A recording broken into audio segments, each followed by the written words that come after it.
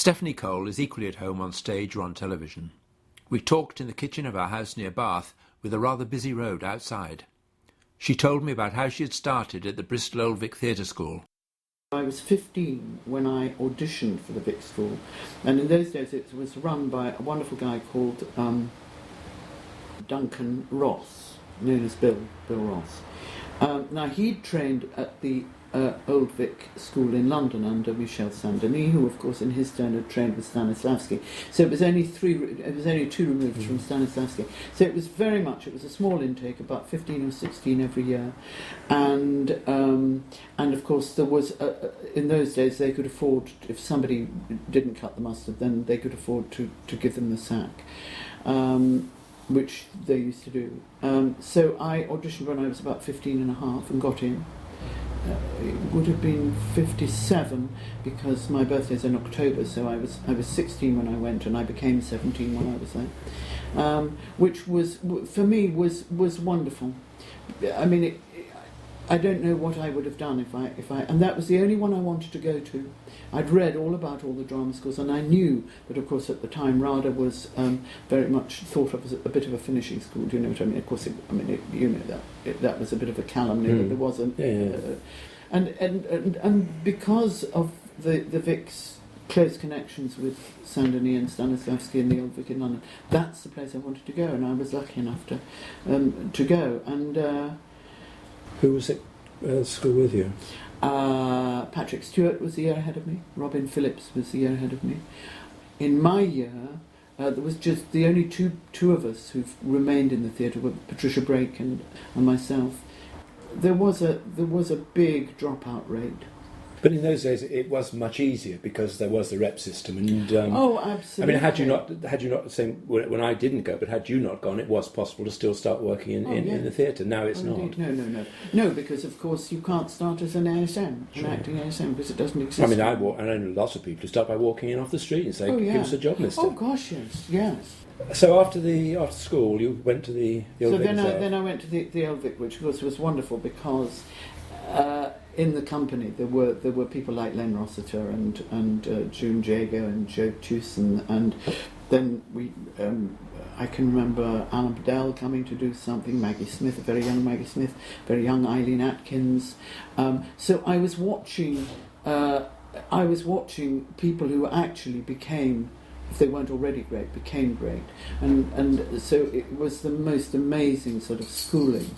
So it was, and not only that, of course, but as you know, being an ASM was great because it meant that later in one's career, you know, you knew some poor worked. techie, you know how things work. And I used to walk for the lighting at working weekends. I used to come in on a Sunday morning with whoever was directing and walk for the lighting. So I learnt about lighting, and it was invaluable. And then I was offered a second year there, and Val May was going to take over, and beloved Nat Brenner, who then was the manager of the theatre. He was a great man of the theatre, a really great man of the theatre. And I remember going to Nat and saying, you know what, and I'd also got an offer to go to, because I'd written all my letters, to go to Lincoln. And so I went to Nat and said, what should I do? And he said, go to Lincoln and play all the parts. So there I was, aged 18, 19 at Lincoln, playing along with Penny Keith in the other company, you know, because of the double company, playing all the sort of, you know, the great big female parts. Do you remember the boss at Lincoln, Kay Gardner?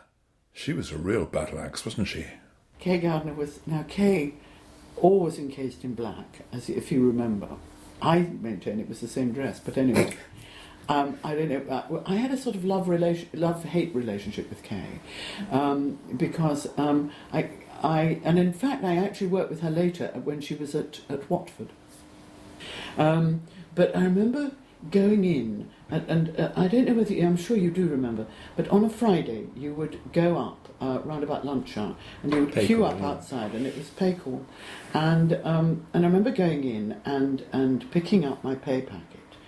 And walking out and closing the door, and suddenly there was a stentorian, Stephanie, you see, and I went back in and she said, "You didn't say thank you." And I said, "Well, no." And she said, well, you should say thank you. I said, no, I've worked for you 12 hours a day, 6 days a week. This is what I've earned. If anybody thanks anybody, we should be thanking each other.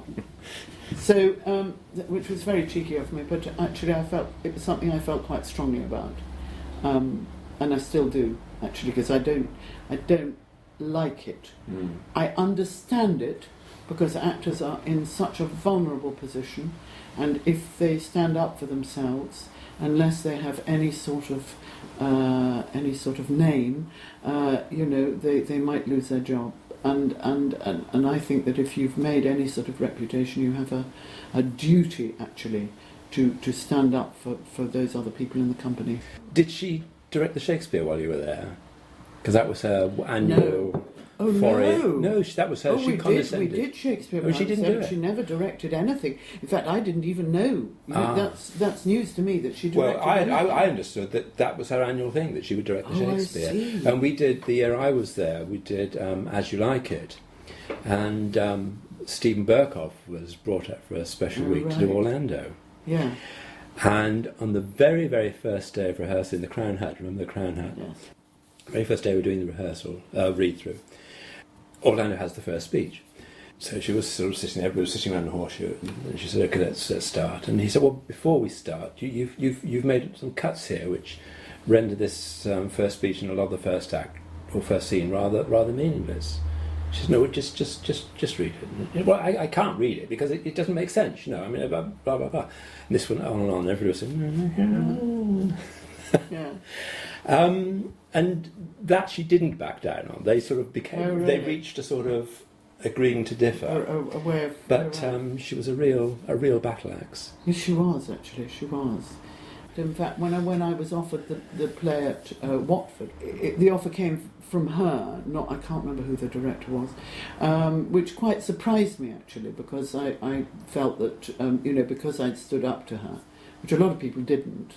That I probably was persona non grata, but actually, she greeted me with great fondness. So I mean, she really, to be fair to her, I think looking back and with all the years that have gone by since, she was a good manager.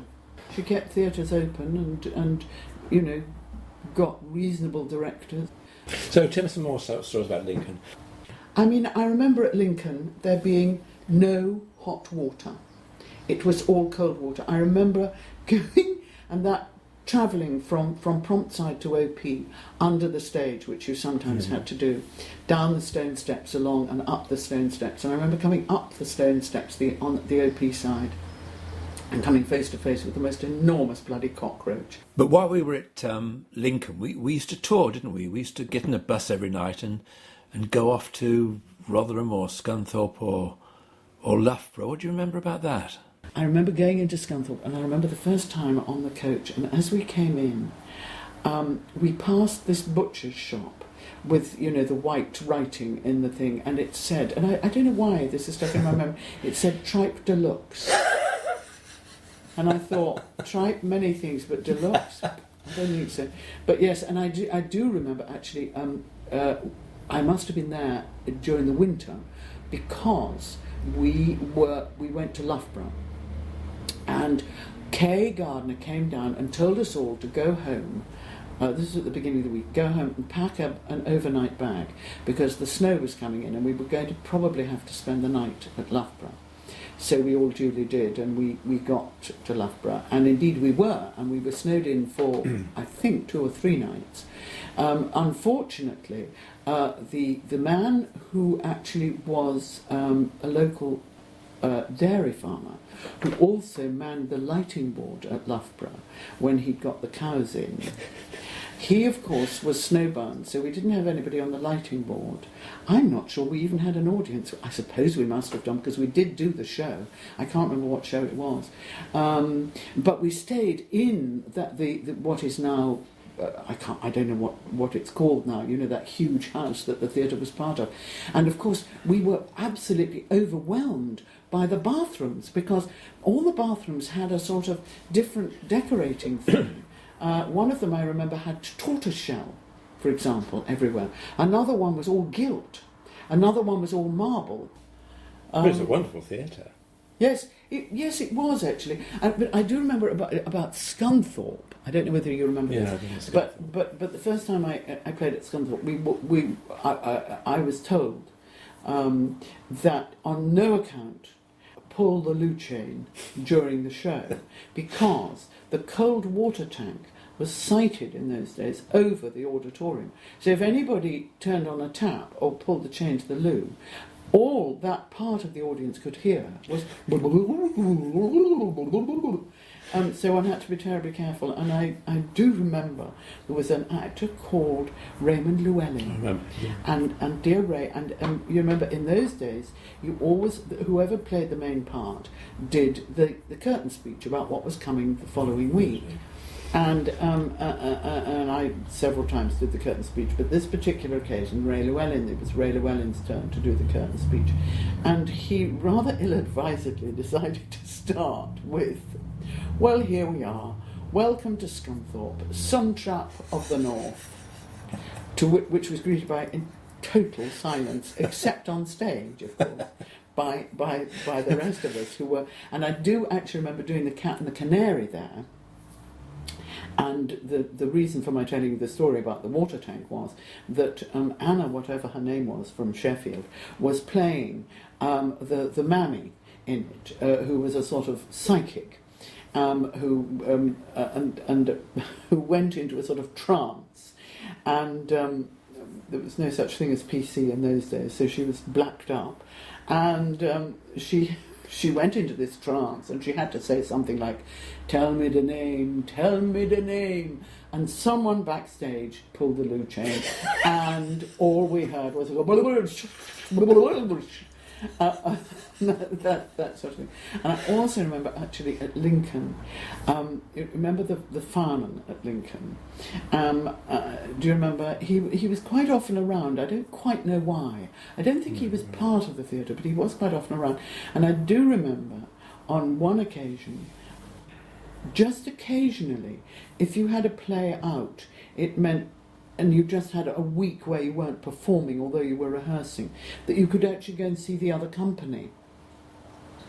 And that meant that actually sometimes you went between companies, so actually you all actually did work together at certain times anyway. And I do remember going to see, it was some sort of drawing room comedy where there were French windows at the back, and I do remember the utter delight that I had when I suddenly saw in the middle of this scene that was going on stage the theatre fireman crossing across the French windows, because presumably he couldn't get behind the psych and didn't realise that he could be seen. It added a great deal, I have to say, to the performance.